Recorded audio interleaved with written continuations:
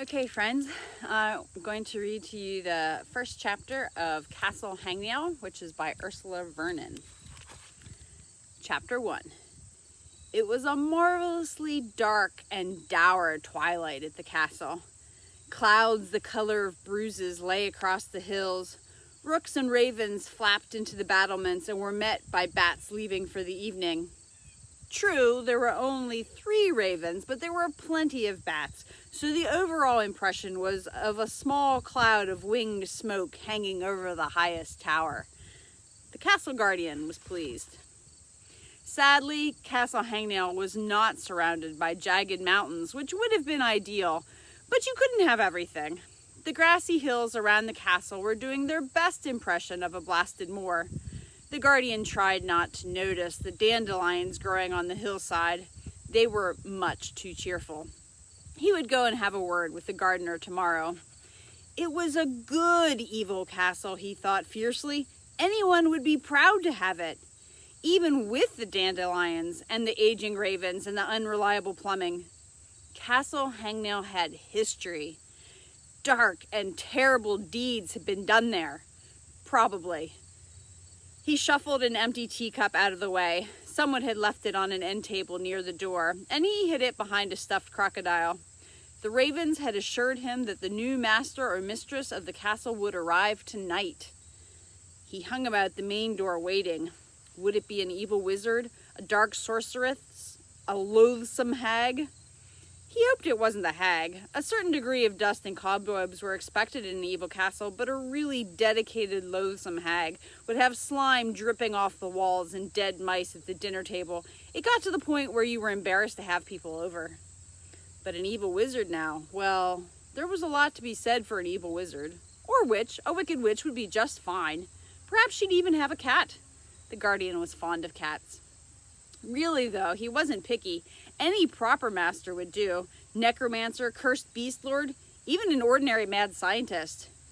It's been so long, he said out loud. I was afraid no one would answer the letters. You're telling me, said Edward, clanking. And all those nasty letters from the board. I was starting to worry that I'd have to go down to the crypt and see if I could find our old master, the ancient vampire lord. But I wasn't sure I'd be able to get back up again with my joints. I'll get some oil for them tomorrow, the guardian said absently. Oil won't help. I've rusted solid through the knees. The magical suit of armor sighed.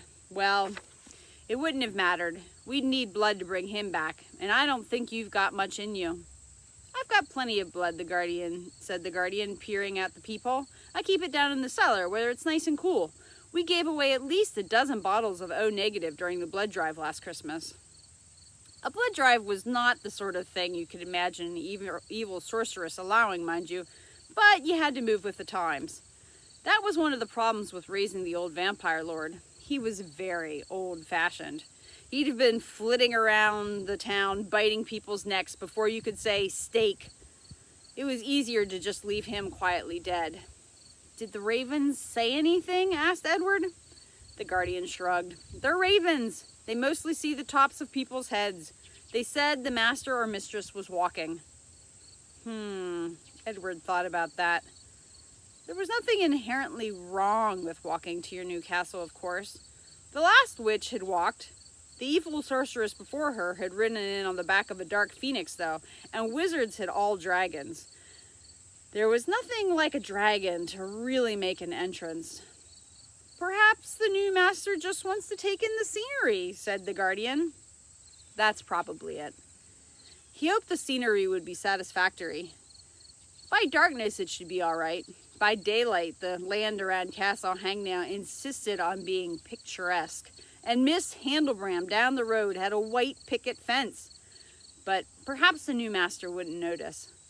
And the castle had crypts, proper crypts, not just a wine cellar with a coffin shoved in the back. Plus a moat. Well, a mini moat. Surely that would make up for the picket fence. The guardian looked through the peephole again. Getting on full dark soon, said Edward as he leaned back. Perhaps they'll come at moonrise, said the guardian. Moonrise is perfectly respectable. It was actually a few minutes before moonrise when the someone lifted the door knocker and banged it down hard. The guardian wanted to throw the door open. He wanted to cheer and throw confetti. The master or mistress had arrived. But he had been a castle guardian for centuries, and he knew what was expected. He waited for 5 long seconds, then allowed the door to creak open. The hinges squealed like a dying rabbit. He looked out. He looked up. He looked left. He looked right. Finally, he looked down. Ravens mostly see the tops of people's heads. It does not occur to them that some people are shorter than others, because when you fly, everyone is shorter than you are. A small, determined face looked up at him. It belonged to a girl wearing black clothes, a black coat, and a silver necklace with a vulture on it. She looked to be about 12 years old. "My name is Molly," said the girl, "and I'm here to be your wicked witch."